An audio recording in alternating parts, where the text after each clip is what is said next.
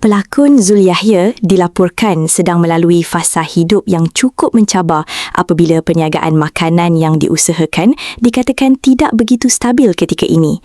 Perkara itu mula mendapat perhatian selepas seorang warganet berkongsi semula rakaman siaran langsung Zul di media sosial. Dalam perkongsian tersebut, difahamkan keadaan keuangan Zul dan keluarganya turut terkesan sehingga mereka terpaksa tinggal di premis perniagaan sendiri kerana kesukaran menampung kos kehidupan. Zul juga dikatakan sedang berusaha mencari lokasi perniagaan yang lebih strategik namun masih terbatas kerana kekurangan modal. Perkongsian itu turut menyentuh hati ramai apabila difahamkan ada bil rumah yang tertunggak dan keadaan hidup yang semakin mencabar. Ramai warganet mula bersimpati dan ada yang cuba menghulurkan bantuan mengikut kemampuan masing-masing. Dalam masa sama, ada juga yang menyeru agar orang ramai sama-sama membantu meringankan beban yang sedang ditanggung oleh Zul Yahya dan keluarganya.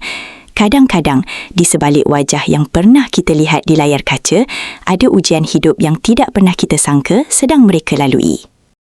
Terima kasih kerana menonton Chua Viral TV.